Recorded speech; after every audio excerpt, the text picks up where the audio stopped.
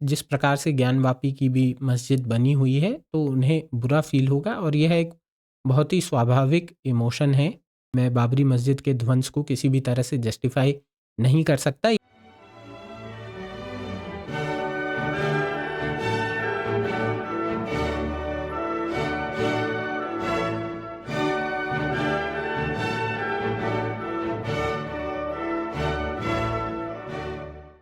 नमस्ते, बृहस्पति सूत्र में आपका स्वागत है।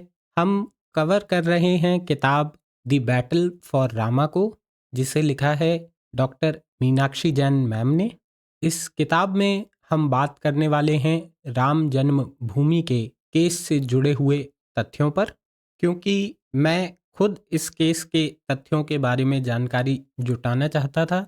तो मुझे लगा कि आप लोग भी इस केस के बारे में जानकारी लेना चाहते होंगे, तो एक और चैप्टर इस किताब का आज शुरू करते हैं। Chapter 4, attempts to reclaim sacred spaces, पवित्र स्थानों को वापस लेने की कवायद। आपसे ईमानदारी से कहूँ तो यह वाला चैप्टर थोड़ा सा पढ़ने में मुश्किल था, इमोशनली थोड़ा सा मुश्किल था। मुझे ऐसा लगा कि अगर मेरे जैसे व्यक्ति को, जिसका ईश्वर में विश्वास आस्था भी नहीं है, अगर उसे इतना बुरा लग सकता है, तो शायद यह चैप्टर पढ़कर कोई व्यक्ति जो भगवान में काफ़ी आस्था रखता है, जो भगवान राम में काफ़ी आस्था रखता है, वह काफ़ी इमोशनल और काफ़ी द्रवित फील कर सकता है। इस चैप्टर में यह बताया गया है कि किस किस प्रकार के प्रयास हिंदुओं ने, जो भारत में इस्लामिक शासन रहा है उस दौरान किए हैं, अपने मंदिर बचाने के लिए, अपने आराध्य हैं मंदिर में जो मूर्तियां हैं उनको बचाने के लिए। British district commissioner FS Growse ये लिखते हैं, मथुरा में मोहम्मदन इंटॉलरेंस, आज की भाषा में आप इसे इस्लामिस्ट इंटॉलरेंस कह सकते हैं, इन्होंने वहाँ किसी भी बड़े मंदिर को नहीं रहने दिया। ब्रज में 80 खंबा और 84 खंबा, इसके अलावा कोई भी मुगल काल से पहले का मॉन्यूमेंट नहीं बचा था। 80 और 84 खंबा भी सिर्फ इसलिए बचे क्योंकि इन्हें मस्जिद में तब्दील कर दिया गया था और ये मंदिर नहीं रहे थे। इसके अलावा ब्रज में, मथुरा में जो भी हिंदू, जैन, बौद्ध मंदिर थे उन्हें नष्ट कर दिया गया, और यह 1882 की रिपोर्ट है। किताब के पेज 35 पर जो 17 नंबर की ड्राइंग है वह काशी विश्वनाथ के ध्वस्त मंदिर की है। मुझे इस पिक्चर ने काफ़ी द्रवित किया क्योंकि मैं स्वयं भी जा चुका हूँ काशी विश्वनाथ मंदिर, और शायद जो भी लोग हैं, हिंदू या किसी भी और धर्म के लोग हों, अगर उनका बाबा विश्वनाथ में उनकी आस्था है, वहाँ जिस प्रकार से ज्ञानवापी की भी मस्जिद बनी हुई है, तो उन्हें बुरा फील होगा, और यह एक बहुत ही स्वाभाविक इमोशन है, बहुत ही स्वाभाविक सी बात है। मैं कुछ मंदिरों के नाम बता रहा हूँ जिनका चैप्टर में उल्लेख किया गया है। वाराणसी में कृतिवसा, ओंकार, महादेव, मध्यमेश्वर, विश्वनाथ, बिंदु महादेव, काल भैरव मंदिर। ब्रज और मथुरा के सभी प्रमुख मंदिर, इनको ध्वस्त कर दिया गया था, ऐसा इस चैप्टर में लिखा है। फिर चैप्टर में साउथ इंडिया के, दक्षिण भारत के भी मंदिरों का जिक्र है कि उन पर किस प्रकार के आक्रमण हुए। तमिलनाडु के कई मंदिर हैं जिनकी रक्षा जो पांड्य राजा थे उन्होंने की, जिन्हें अंग्रेजी में पांड्यास भी बोलते हैं, और इन्होंने मध्यकाल में श्री रंगनाथ मंदिर पर जब दिल्ली सल्तनत का आक्रमण हुआ तो इन पांड्य राजाओं ने मध्यकाल में दिल्ली सल्तनत से कई बार इन मंदिरों की रक्षा की। फिर चैप्टर में इसका भी अकाउंट दिया गया है कि कैसे जो श्री रंगनाथ मंदिर है उसमें भगवान की मूर्ति को किस प्रकार से निकालकर वहाँ से ले जाया गया। और आगे ब्रज के मंदिरों के बारे में लिखा है कि ब्रज के जो मंदिर थे उनको कुछ संतों के नाम दिए हैं। एक है संत निम्बरका, जो एक तैलंग ब्राह्मण थे आंध्रा के 13वीं शताब्दी में, और चैतन्य महाप्रभु, जिनको आप इस्कॉन के कारण जानते होंगे, 15वीं शताब्दी में उनका जन्म हुआ था। उनके शिष्यों ने ब्रज के जो मंदिर थे धीरे धीरे उनको वापस लेना प्रारंभ किया। बाबर और हुमायूं के बाद जो थोड़ा समय था अकबर और जहांगीर का, इस समय में मंदिरों को तोड़ना काफ़ी कम हो गया और कुछ जगहों पर वापस से मंदिर निर्माण के कार्यक्रम प्रारंभ किए गए। पर जब 1632 में शाहजहां राजा बना तो उसने सारे मंदिर, जहाँ जहाँ मंदिरों का रेनोवेशन हो रहा था, जीर्णोद्धार का जो काम चल रहा था, उसने उस सबको रुकवा दिया और वाराणसी, प्रयाग, ओरछा, कश्मीर और गुजरात के काफ़ी मंदिरों को तोड़ने का फरमान जारी कर दिया। औरंगज़ेब ने इस काम को और भी तेज़ कर दिया और औरंगज़ेब के समय लोगों ने, स्पेशली जो मंदिर के पुजारी थे, मंदिर के सेवक थे, उन्होंने मंदिरों में से मूर्तियों को लेकर भाग जाना ज़्यादा उचित समझा। तो ऐसे मंदिरों के नाम भी इस चैप्टर में लिखे हैं। गोविंद देव, गोपीनाथ, मदन मोहन, राधा वल्लभ मंदिर हैं। इन सब के भगवान हटा लिए गए। श्रीनाथ जी की जो प्रतिमा थी उसकी तो थोड़ी यात्रा भी इस चैप्टर में लिखी हुई है कि वह मंदिर से आगरा पहुंची प्रतिमा, फिर कोटा, फिर किशनगढ़, फिर उदयपुर गई, फिर सिंहगढ़ गई और वहां पर एक बैलगाड़ी में जिसमें वह मूर्ति थी वह अटक गई कुछ 40 किलोमीटर दूर शहर से। तो जल्दी में एक छोटा सा मंदिर बनाकर उसे वहां प्रतिष्ठित किया गया और इस पूरी यात्रा ने 2 साल 4 महीने 7 दिन लिए।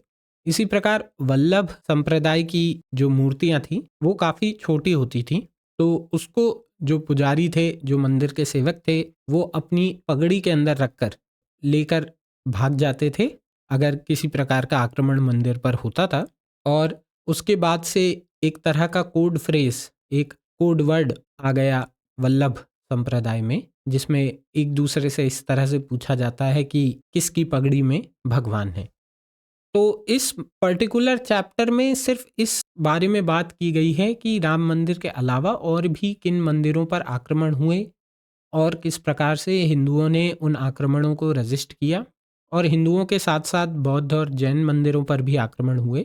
और फिर इन मंदिरों को का जो रिस्टोरेशन, जो इन्हें दोबारा बनवाने का काम था, वो मराठा साम्राज्य के दौरान हुआ।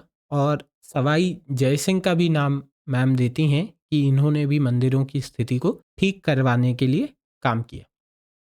अब इस एक चैप्टर में मैं ज़रूर थोड़ा सा अपनी ओपिनियन देना चाहूँगा, क्योंकि इस चैप्टर के अराउंड बहुत सारे हमारे समाज में बातें होती हैं इस पूरे टॉपिक के अराउंड कि जो इस्लामिक शासन भारत में रहा 800,000 साल, उस दौरान बहुत सी चीज़ें ऐसी हुई जो आज के लोग उन बातों को लेकर लोगों के मन में किसी प्रकार की कड़वाहट है। कुछ लोगों का यह भी कहना है कि यह सब मन घड़ंत बातें हैं, बनाई हुई बातें हैं। जो ब्रिटिश राज था उसने यहाँ पर ये बातें बना दी कि मुसलमान शासकों ने ऐसा कुछ किया और यह उनकी फूट डालो और राज करो की नीति, डिवाइड एंड रूल की नीति थी। इसमें सत्य क्या है यह अब मैं तो जानता नहीं हूँ, क्योंकि मैं तो वहाँ था भी नहीं। हम सिर्फ पुस्तकों को ही पढ़कर कुछ चीज़ें पढ़ने समझने की कोशिश कर सकते हैं। परंतु यह तर्क देना गलत नहीं है कि देखिए, जहाँ कहीं भी इस्लामिस्ट ऑर्गेनाइजेशन है, और इस्लामिक और इस्लामिस्ट ऑर्गेनाइजेशन में फ़र्क होता है। इस्लामिस्ट मतलब इस तरह का इस्लाम को फॉलो करना जो बहुत ही रेडिकल है, बहुत ही ज़्यादा कट्टर सोच वाला है। तो वह तो आज की 21वीं शताब्दी में भी इस तरह की चीज़ें हम होते हुए देख रहे हैं। हमें इवन पास्ट में जाने की ज़रूरत नहीं है, भूतकाल में जाने की ज़रूरत नहीं है। हम सब ने देखा कि अफ़गानिस्तान में तालिबान ने अपने राज में किस तरह से बामियान बुद्धा, जो बहुत बड़े बुद्ध प्रतिमाएं थीं, उनको रॉकेट लॉन्चरों से तोड़ दिया। और यह वर्ल्ड हेरिटेज साइट है। तो ऐसा नहीं है कि जब कोई साइट अगर वर्ल्ड हेरिटेज साइट है तो कहने का अर्थ यह है कि अब वह साइट एक तरह से पूरे विश्व की धरोहर है। अगर आपका उसमें बिलीफ नहीं है, अपने लिए ना सही, कम से कम विश्व के लिए, तो आप उसको बचाकर संजोकर रख सकते हैं। सीरिया में आईएसआईएस का जब कब्जा हुआ तो उन्होंने म्यूजियम्स में जाकर वहाँ पर जो आइडल्स हैं, प्रतिमाएं हैं, उनको नष्ट किया है। मेरा यह मानना है किसी भी व्यक्ति को जो सोचने, समझने, तर्क करने की क्षमता रखता है, उसे यह मानने में कोई संकोच नहीं होना चाहिए और यह एक्सेप्ट करने में कोई संकोच नहीं होना चाहिए कि जो रेडिकल इस्लामिस्ट ऑर्गेनाइजेशन है, उनका आइडोलेट्री, मूर्ति पूजा के विरुद्ध बहुत ही कठोर स्टैंस है। और इस कारण से वह लोग इस तरह की हरकतें करते रहते हैं जो आज की मॉडर्न दुनिया में, 21वीं शताब्दी की मॉडर्न दुनिया के साथ तारतम्य में नहीं है, कंपैटिबल नहीं है। और ऐसे विचारों से ऊपर उठना ही बेहतर है। यह बातें अक्सर हमें स्कूल कॉलेज के करिकुलम में नहीं बताई जाती हैं।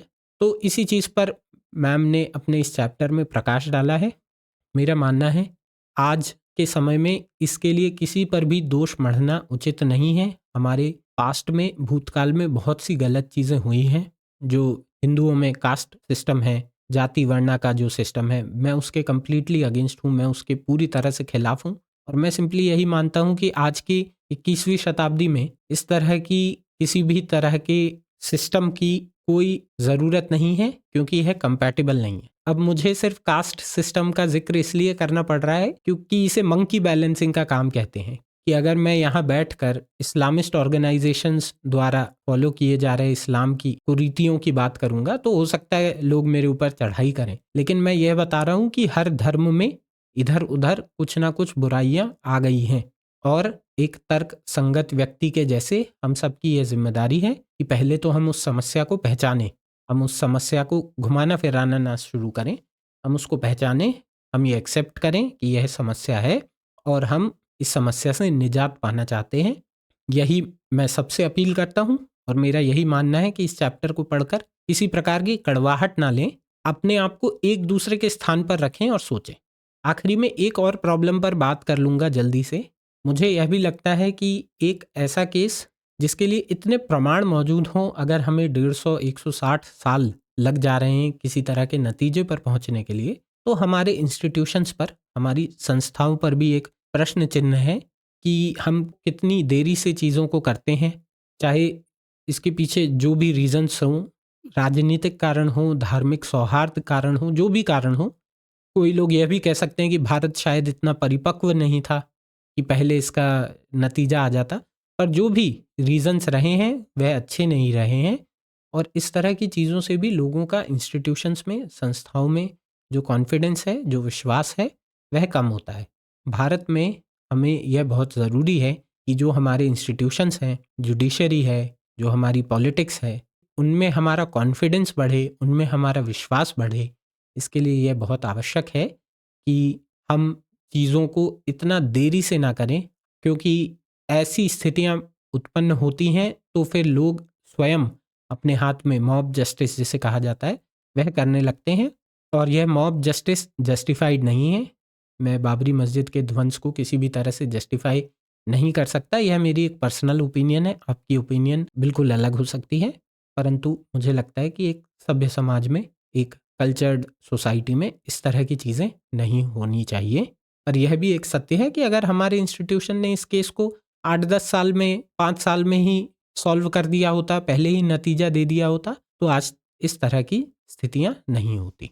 मैं सबसे यही बोलूँगा कि ऐसे सोचिए कि हम उस स्थिति में होते तो हमें कैसा लगता। जो हिंदू, जैन, बौद्ध हैं वो खुद को मुस्लिम पक्ष में रखकर सोचिए, जो मुस्लिम हैं हिंदू पक्ष में रखकर सोचिए, और जो आज से पहले 400, 500, 800 साल पहले हुआ है उसकी कड़वाहट को अपने मन में रखकर मत बैठे रहिए, क्योंकि उसके साथ हम आगे नहीं बढ़ सकते हैं। हम सबको साथ मिलकर ही आगे बढ़ना है, तो उसकी कड़वाहट को हमें पीछे छोड़ना पड़ेगा।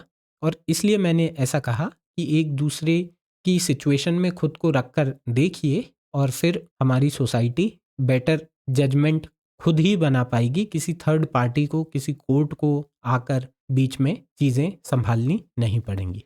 अगर आप इस प्लेलिस्ट को देखते जा रहे हैं तो अगले वीडियो की लिंक को भी मैं वीडियो के एंड में लगा दूंगा। आप इस प्लेलिस्ट के साथ कंटिन्यू करते रहिए, मेरे साथ जुड़े रहिए। उम्मीद करता हूँ यह सब आपको रोचक लग रहा होगा। लाइक करिए, शेयर करिए और सब्सक्राइब करिए। बृहस्पति सूत्रा साइंस आउट। जय श्री राम।